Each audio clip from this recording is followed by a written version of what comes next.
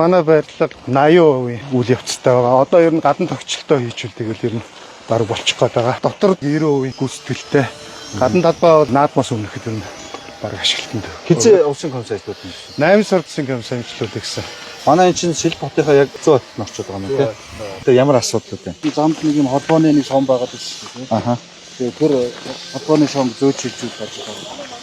Холбооны шугамудаа зөөх шилжүүлэх ажил. Аха. Тэр толгуур дээр нь 34 шилэн кабель байгаа байхгүй. Аха. Тэрийг мэдээлэл холбооны сүлжээ зөөж шилжүүлж байгаа. Өөр нэг асуудал нь болохоор энэ Сэлб гол дээгүүр гарах нэг юу байгаа. Гүүрэн толгуур холбооны шугам захлагааны тараас явах.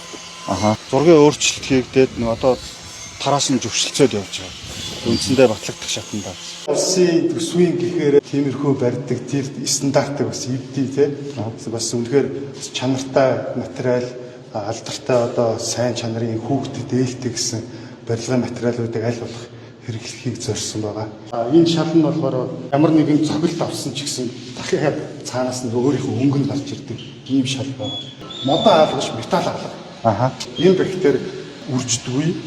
Дээрээс нь бас маш олон жилийн насжилттай Хормон группийн Герман алга юм уу тийм ээ. хүний эрүүл ахуй эд бас ээлтэй хар тоглоны агуулмж байхгүй будгаар ашигласан байгаа. Зарим нь одоо энэ цагаан таацны будг нь бол одоо гал төсвөртэй буюу хорт нагаарууд хорт утаа ялгаруулдаг. Тэгээ цэцэрлэгийн хаалгууд маань ирээдүйд одоо ийм болох нь шүү дээ. Олон улсын стандартын дагуу тийм. Зөвхөн Монголын одоо дандаа хувийн сургуулиудад хийгдсэн байгаа. Одоо орчлон сургууль, Сэлб сургууль ч гэдэг юм уу, Британи сургууль одоо Монголын одоо хамгийн үнэтэй гэсэн бүх сургуулиудад одоо хийгдсэн байна. Хамгийн анхны Тэр хаалгатай улсын цэцэрлэг болох нь шүү дээ тийм ээ. цэцэрлэг болж байгаа.